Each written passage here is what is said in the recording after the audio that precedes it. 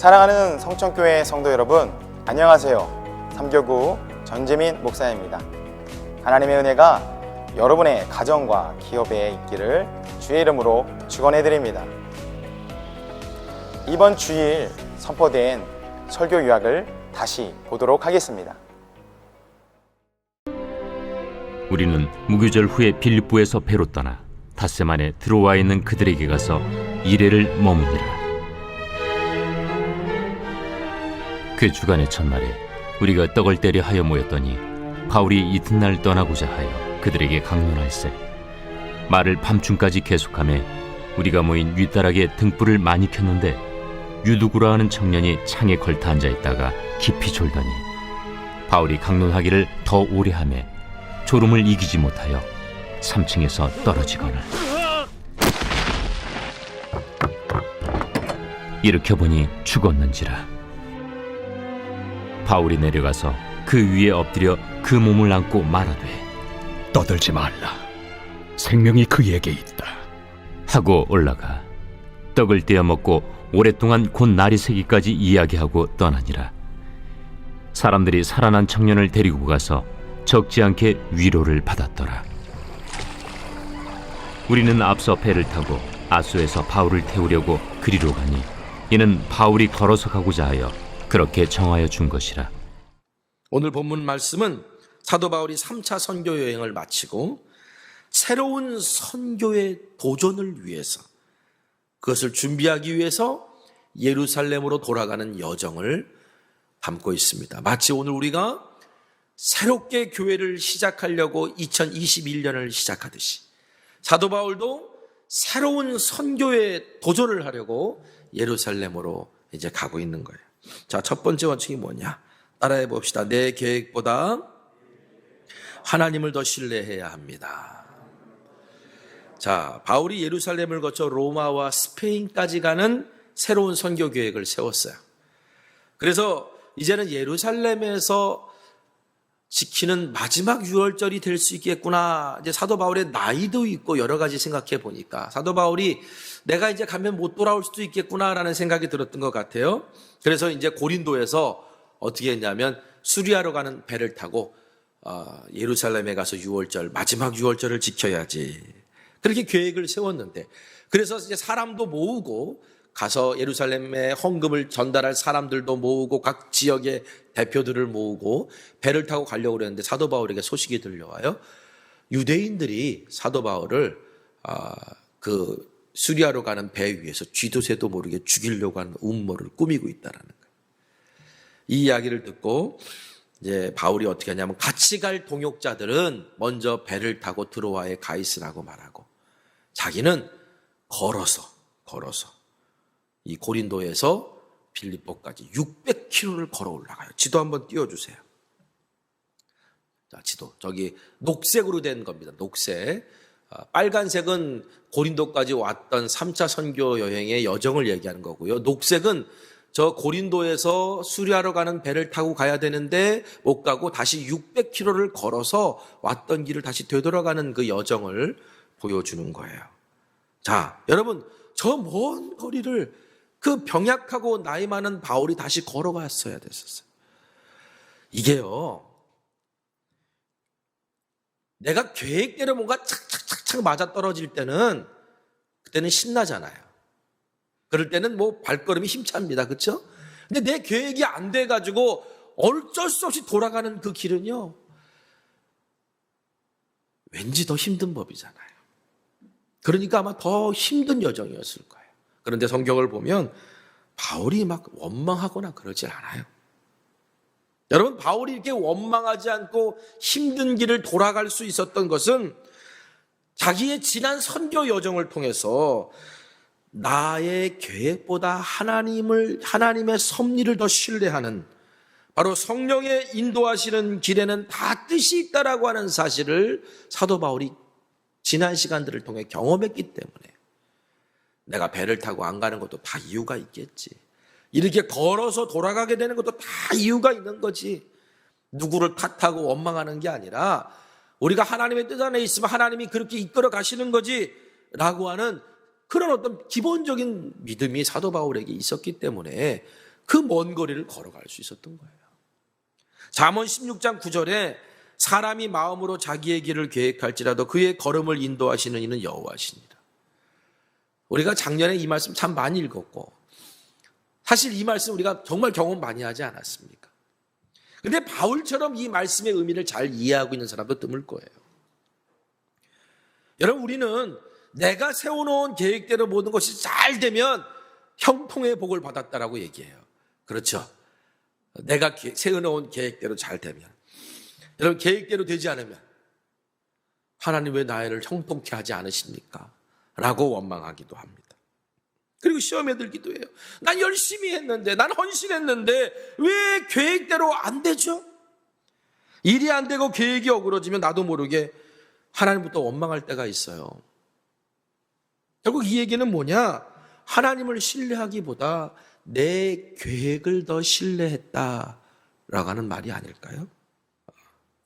파도를 타는 교회라고 한 책을 쓴 닐 콜 목사님이 이런 말을 했어요. 미래를 위해 계획을 세울 수 없다면 미래가 와도 흔들리지 않을 준비를 해야 된다. 여러분, 우리가 미래를 위해서 무슨 계획을 세우는 게 어려운 시대가 왔고요. 너무 미래가 금방금방 바뀌어요. 그러니까 뭔가 계획을 세운다는 게 이제는 무의미해요. 그러면 계획을 세우지 말아야 되느냐? 아이젠하워가 그런 말을 했거든요. 전쟁 연기잖아요. 2차 세계대전에.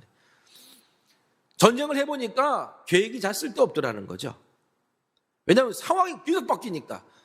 그러나 그럼에도 불구하고 계획을 세울 필요는 있다. 또 이런 얘기를 해요. 계획을 세워놔야 되지만 상황이 계속 바뀌는 걸 인정해야 된다는 거예요. 그러니까 우리가 지금 계획을 세우고 뭔가 나가더라도 미래가 바뀐 상황이 아무리 닥쳐와도 거기에 흔들리지 않을 준비. 결국 이 얘기는 뭐냐면 어떠한 상황이 오더라도 그것을 이용할 수 있는 준비가 되어 있어야 된다는 거죠. 저는 우리 신앙인들에게 우리 그리스도인들이 성령의 인도하심 따라 살아가는 사람들에게 필요한 자세라고 생각해요. 내가 계획을 세웠는데 그 계획을 탁탁탁 맞춰가는 거, 그것도 물론 성령의 인도하심일 수 있고, 계획을 세울 때 죽어라고 기도하고 열심히 금식하고 기도해서 성령님께서 완벽한 계획을 우리에게 알려주셨을 수도 있지만,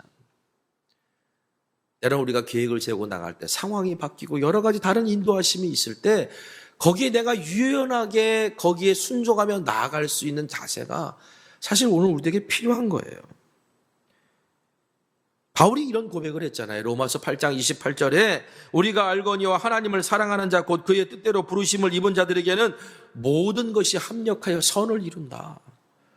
모든 것이 합력하여 선을 이루기 때문에 어떻게 해요? 하나님을 사랑하느냐, 내가 부르신 대로 지금 살고 있느냐, 이 대원칙을 가지고 우리가 살다 보면 결국 나의 성공과 실패와 기쁨과 눈물도 다 하나가 돼서 하나님께서 선으로 만들어 주신다는 거거든요. 그런데 내 계획대로 되는 것이 형통이라고 믿는 사람은 로마서 8장 28절 같은 말씀이 깨달아지지도 못하고 고백되기도 힘들어요. 여러분, 그러나 바울은 알았어요. 내 계획보다 하나님을 더 신뢰했던 사람이에요. 그러니까 수백 킬로를 돌아가는 길을 용기 있게 선택할 수 있었던 겁니다. 자, 바울이 그렇게 수백 킬로를 돌아갔습니다. 얼마나 힘든 여정이었겠습니까? 그런데 그 여정에 뭔가 그래도 남는 게 있어야 되잖아요. 도대체 왜 그렇게 돌아가게 하셨을까? 그 의미를 이제 깨닫게 하시는데 그 의미가 뭘까? 자, 우리 6절 말씀 한번 읽어보겠습니다. 6절. 자, 읽겠습니다. 우리는 무교절 후에 빌립보에서 배로 떠나 닷새만에 드로아에 있는 그들에게 가서 이래를 머무니라. 여기서 우리가 주목해야 될 단어는 우리는 이란 말입니다. 우리는. 자, 사도행전을 쓴 사람이 누구라 그랬죠? 누가 사도행전을 썼습니까? 누가가 썼죠. 근데 이 말씀 이전에 우리는 이라는 단어가 나왔던 적이 있어요.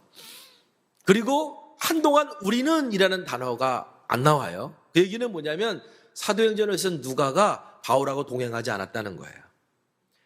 그런데 바울이 600km를 다시 걸어서 올라가고 난 다음에 5절, 6절부터 무슨 단어가 나오냐면 우리는 이라는 단어가 나와요. 이 얘기는 뭐냐면 누가가 바울과 다시 동행하게 됐다는 거예요. 그렇죠? 그래서일까? 사도행전 이 앞으로 있는 후반부는요, 너무나도 자세하게 사건들이 기록되어 있어요. 왜? 누가가 바울에게 들은 이야기가 아니라 누가가 직접 경험한 이야기, 직접 들은 이야기이기 때문에.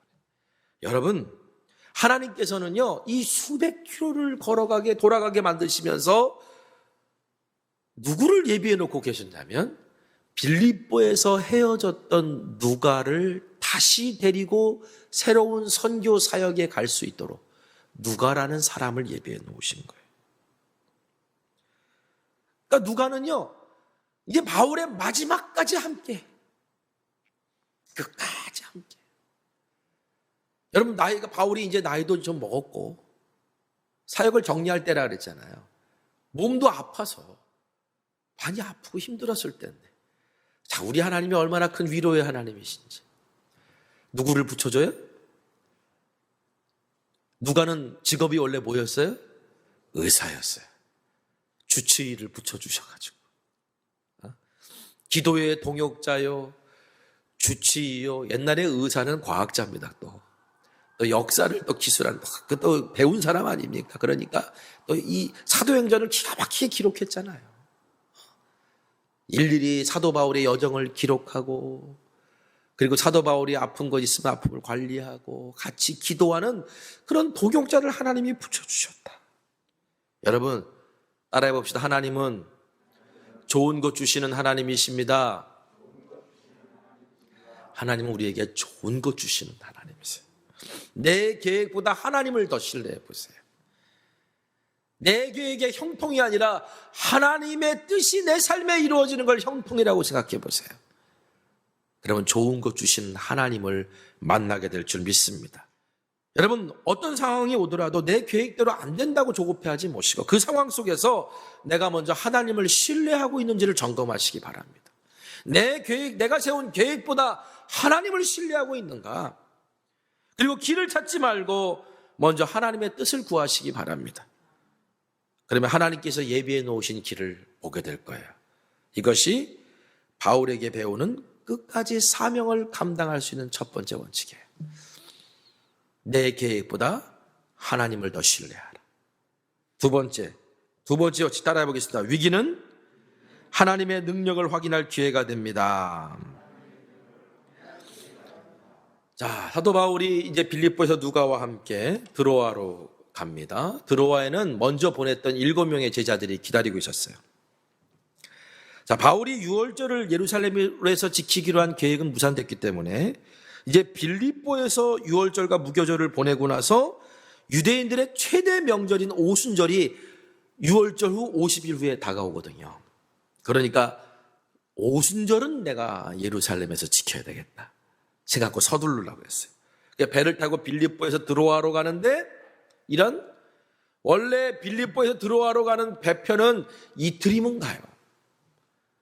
그런데 하필 닷새가 걸린 거야. 지금 50일 중에 3일을 까먹었어.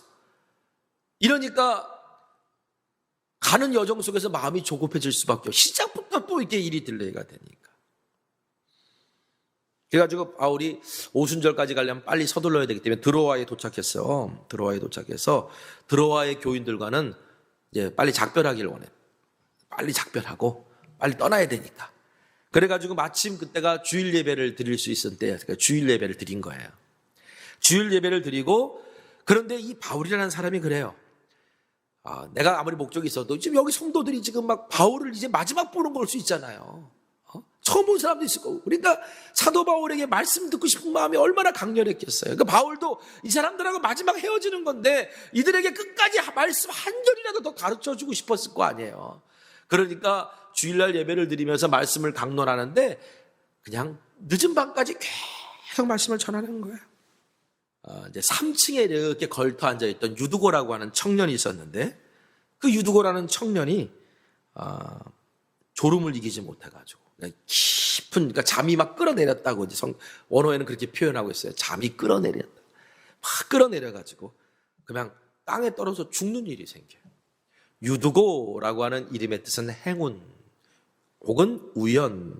참 이름이 기가 막히게 우연이 맞아요. 우연히 사고가 났는데 살아나는 행운을 얻은 사람. 유두고인데, 이게 이 유두고라는 이름은 보통 누구에게 붙여주는 이름이냐면 귀한 이름이 아니고 노예들에게 붙여주는 이름이었어요. 우리도 애완견들한테 이름 붙여줄 때 보면 음식 이름 많이 붙여주거든요. 음식 이름 많이 붙여주면 오래 산다고. 그래서 음식 이름 붙여준다는데, 이 노예들한테도요, 너는 행운, 우연, 이렇게 이름을 붙여주면 괜히 나한테 행운이 올 것 같고, 그러니까 노예들한테도 그런 이름을 붙였던 거예요. 자, 그런데 이 유두고가 그렇다면 이제 노예였을 거예요.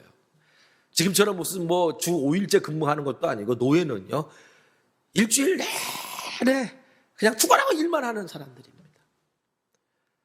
그러니까 주일날 밤에 3층에 앉았다는 거 보니까 이제 주일날 밤에 늦게 끝나고 온 거예요. 그래도 말씀을 들으려고, 노예지만 예수님 믿었고 그리고 그 은혜 가운데 살려고 했던 보기 드문 청년이었어요. 어떻게든지 말씀을 듣고자 하는 사모함이 있었으니까 내일 아침 일찍 일어나서 또 가서 일해야 되는데 밤늦게까지 와서 예배드리고 싶겠어요?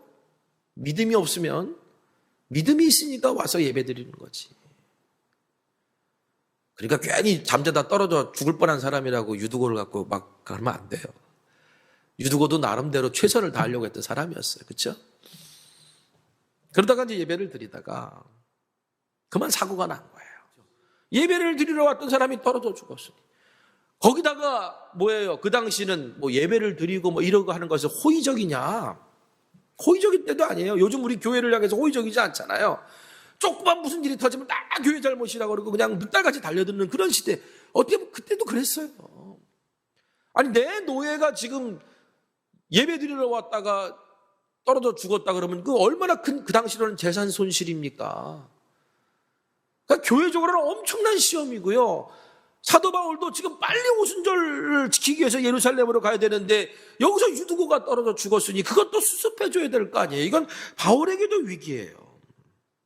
그러니까 사람들이 떨어져 죽은 걸 보고 막 웅성웅성대고 어떡하나 막 소동이 일어나니까 이때 바울이 유두고를 품에 안고 뭐라고 말하냐면 떠들지 말라, 소란 피우지 말라, 생명이 그에게 있다. 사람들은 다 죽었다고 말하는데 바울은 뭐라고 말하냐? 생명이 그에게 있다. 여러분, 유두고의 죽음은 분명한 위기였어요. 그런데 바울의 말처럼 유두고는 살아났고, 이 사건은 드로아 교회와 성도들에게 너무나도 큰 위로가 됐어요.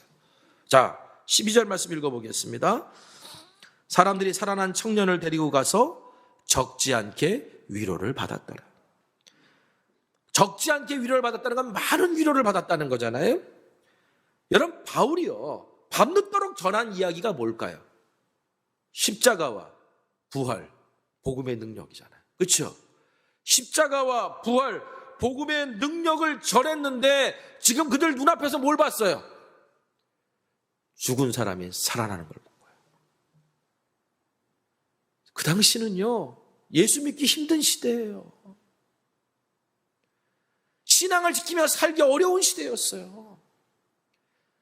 그런데 유두고가 죽었다가 살아나는 경험을 드로아 교인들이 보면서 뭐래요? 밤새도록 사도 바울이 가르쳤던 말씀이 실제라는 게 확 믿어진 거예요. 그러면서 내가 지금 믿고 있는 게 헛게 아니구나. 내가 지금 헌신하고 있는 것이 헛것이 아니구나. 내가 지금 고난을 겪고 있는 것이 헛된 것이 아니구나. 이거를 유두고 사건을 통해 확인하게 됩니다. 위기를 통해서 우리 모두가 하나님의 능력을 확인하는 기회가 있기를 기도합니다. 우리가 지금 위기라고 말한다면 오히려 이 위기가 하나님의 능력을 확인하는 기회가 될 줄 믿습니다. 교회가 아직 생명에 있다는 걸 보여주고 그리스도인들의 믿음이 아직 살아있다는 걸 보여주는 기적의 사람, 기적의 교회가 되기를 주님의 이름으로 축원합니다. 위기는 곧 하나님이 일하시고 복음의 능력을 경험할 기회임을 믿고 두려워하지 마십시오. 이것이 바울에게 배우는 끝까지 사명을 감당하는 두 번째 원칙입니다. 하나님의 나라는 말에 있지 않고 오직 능력에 있습니다. 고린도전서 4장 20절의 말씀입니다. 따라해 봅시다. 하나님의 나라는 말에 있지 아니하고 오직 능력에 있습니다. 아멘. 자, 마지막 세 번째 원칙. 따라해 봅시다. 기도보다 앞서지 말고 바쁠수록 기도해야 합니다. 자, 주일날 그 어마어마한 사건이 터졌어요. 저녁에. 그러니 이제 할 얘기가 얼마나 많겠어요. 밤을 샜어요. 지금 바울과 드로아 교회들이 밤을 새면서 쉽게 말하면 나눔을 가진 겁니다. 유두고 사건으로 위로와 소망을 얻은 바울 일행과 드로아 교회 성도들 모두 아름다운 이별을 이제 합니다. 바울 일행은 드로아에서 배를 타고 아서로 간 후 미둘루네로 가는 일정을 잡았어요. 지도 한번 띄워주실래요? 바울이 드로아에서 아소, 그 다음에 미둘레네, 그리고 기오 이런 이제 여정으로 가게 되는데 이때 바울이 이상한 행보를 취해요. 드로아에서 아소로 가고자 할 때 다른 사람들은 다 배를 타고 가고, 이제 네 번째 시도 띄워주세요. 드로아에서 아소로 갈 때 녹색이 항로입니다. 배를 타게 가고 하고는 정작 본인은 어떻게 하느냐? 걸어가. 자, 13절 보니까 우리는 앞서 배를 타고 아소에서 바울을 태우고 그리로 가니 이는 바울이 걸어서 가고자 하여 그렇게 정하여 준 것이라. 지금 다른 사람들은 아까 드로아에서 아소로 배를 타게 만들어 놓고 자기는 혼자 걸어가겠다는 거예요. 바울이 그거를 일부러 했다는 거예요. 일부러. 그렇게. 왜 그랬을까요? 저는 그것을 드로아에서 경험했던 유두고 사건 때문이 아닐까라는 생각을 해요. 유두고 사건은 드로아 교회의 성도들에게만 큰 위로가 된 게 아니라 새로운 선교 여정을 시작하는 바울에게도 큰 위로와 믿음의 증거가 된 거예요. 이때 바울은 어떤 성령의 인도하심과 도전을 받았던 것이 분명합니다. 그래서 나중에 에베소 장로들을 만나서 이런 이야기를 해요. 22절 23절에 보라 이제 나는 성령에 매여 예루살렘으로 가는데 거기서 무슨 일을 당할는지 알지 못하노라. 오직 성령이 각 성에서 내게 증언하여 결박과 환난이 나를 기다린다 하시니. 내가 지금 가고 있는 이 길이 내가 계획대로 가는 게 아니라 성령께서 나를 붙들어서 가는 건데 그 앞에 무슨 일이 있는지를 내가 모르고 가. 그런데 분명한 것은 성령님께서 계속 여정 중에 나에게 주시는 메시지가 있는데 예루살렘에 가면 결박과 환난이 있다는 거예요. 그런 메시지를 계속 주고 있다.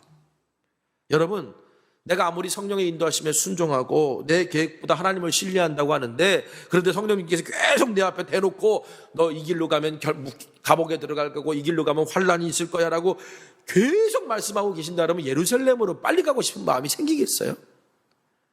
생각해 보세요. 이 길이 주님이 걸어가라고 하신 길인데 이거는 감옥에 들어가는 길이고 매를 맞는 길이고 환난을 당하는 길이라 그러면 여러분 가겠냐고요. 마지막이 될 수도 있는 사명의 길을 준비할 시간이 필요했던 것 같아요.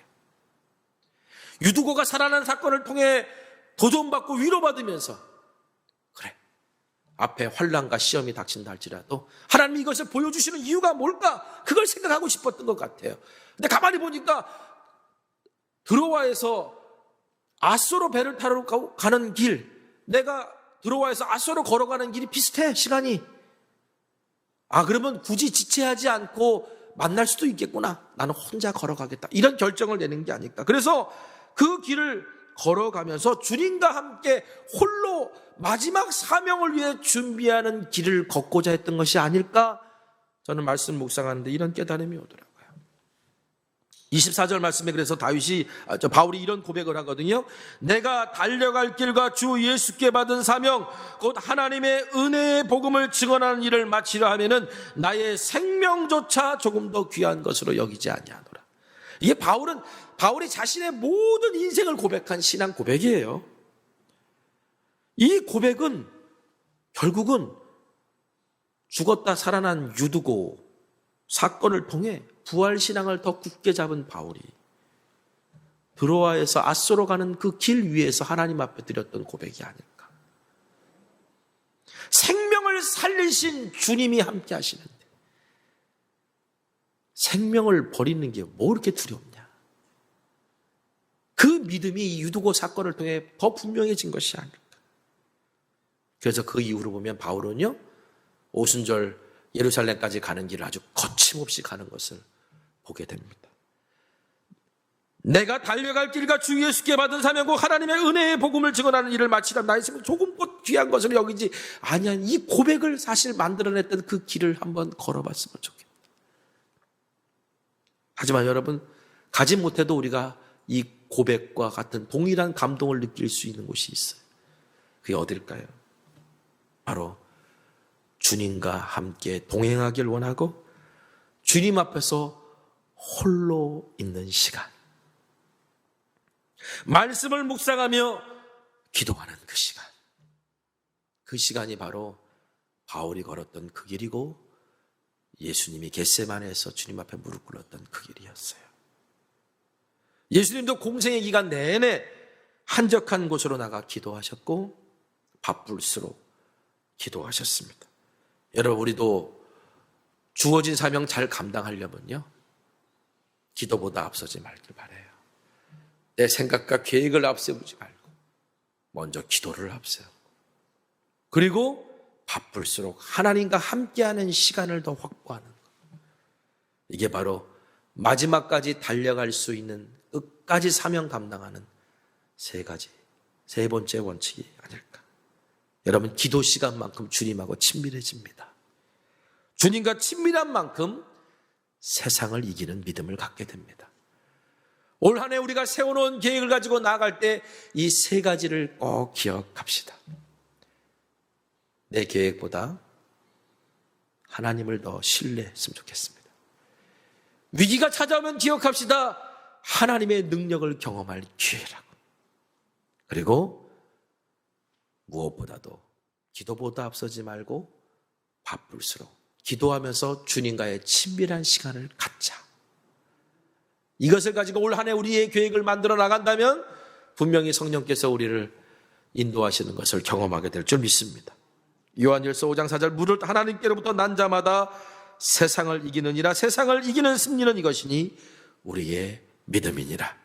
올 한 해 이 믿음 가지고 승리하는 저와 여러분 되시기를 주님의 이름으로 축복하며 기도합니다.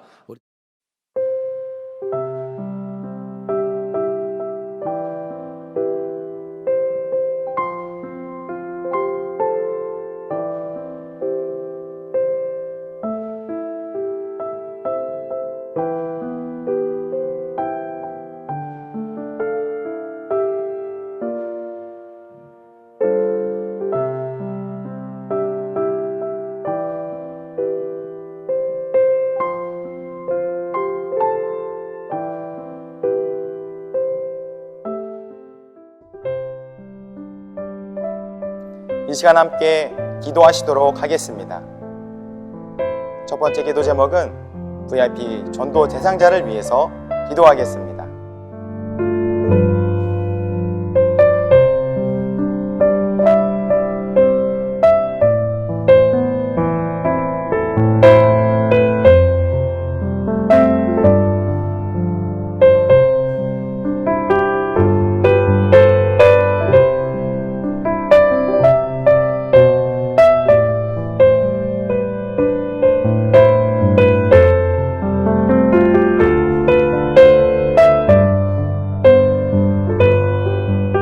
두 번째 기도 제목은 우리 속회에서 기도하는 선교지를 위해 기도하겠습니다.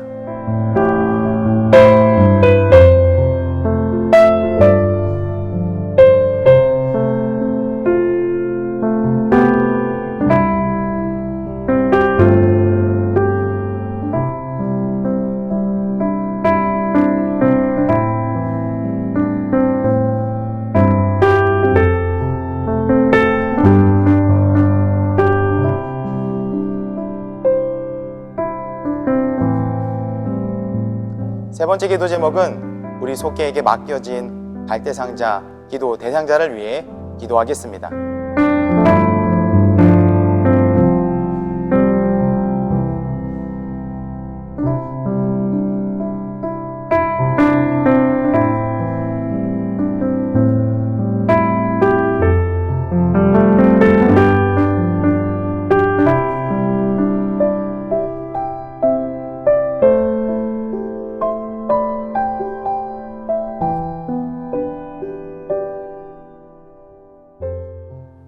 우리 함께 주기도문으로 온라인 속회를 마치도록 하겠습니다.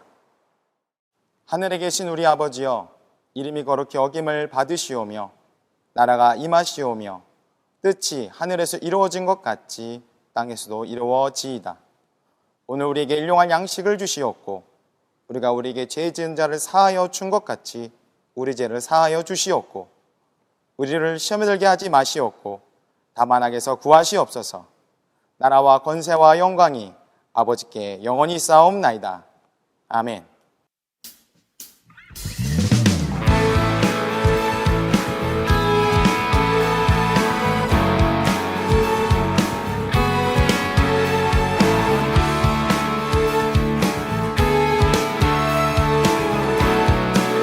우리가 꿈꾸는 나라, 우리가 꿈꾸는 나라, 그것은 우리의 고향, 그곳은 우리의 고향. 손에 잡히지는 않아도 믿음으로 그곳에